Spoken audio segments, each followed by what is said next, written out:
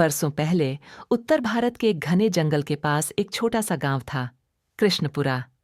यह गांव दिन में शांत और खुशहाल दिखता, पर रात ढलते ही लोग दरवाजे बंद कर लेते।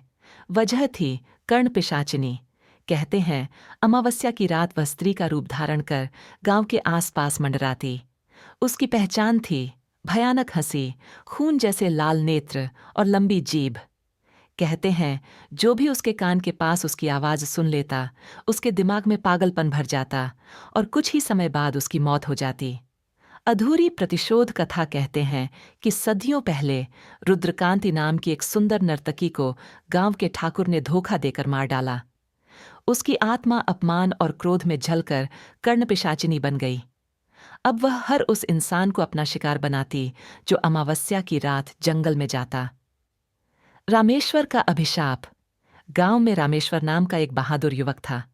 लोग कहते थे कि उसने कर्ण पिशाचिनी की डरावनी हंसी भी सुनी थी और वह बच गया था। उसने सबको बताया।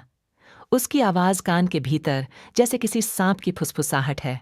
अगर तुम जवाब दोगे तो वह तुम्हारी आत्मा निगल लेगी। एक अमावस्या की रात रामेश्वर ने निश्चय किया कि वह जंगल में जाएगा और उस चुड़ैल का सामना करेगा। जंगल का सन्नाटा रात गहरी थी। चारों ओर घना अंधेरा था। हवा स्थिर, जैसे समय थम गया हो। तभी उसे झाड़ियों में साड़ी की सरसराहट सुनाई दी। वह मुड़ा। एक अत्यंत सुंदर स्त्री लाल साड़ी में खड़ी थी। उसके चेहरे पर रहस्यमयी मुस्कान थी। क्यों आए हो मेरे जंगल में? वह बुदबुदाई। उसकी आवाज सीधे उसके कान में गूंज रही थी, जैसे कोई भीतर से बोल रहा हो। रामेश्वर ने कुछ नहीं कहा। वह जानता था बस चुप रहना ही उसकी जीत थी। रक्त आंखों का खेल अचानक उस स्त्री का चेहरा भयावह हो गया।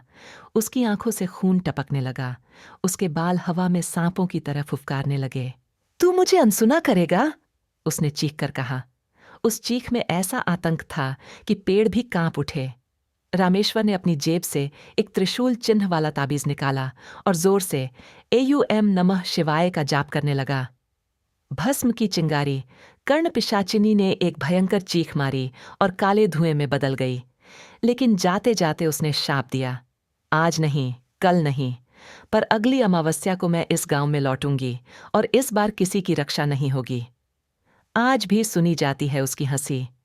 लोग कहते हैं कि कृष्णपुरा के उस जंगल से आज भी अमावस्या की रात महिला की धीमी हंसी और किसी के कान में फुसफुसाने जैसी आवाजें आती हैं।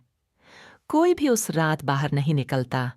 सब्सक्राइब करें ऐसी ही दिलचस्प कहानियां रोज सुनने के लिए और बेल आइकॉन को दबाएं, लाइक करें, शेयर करें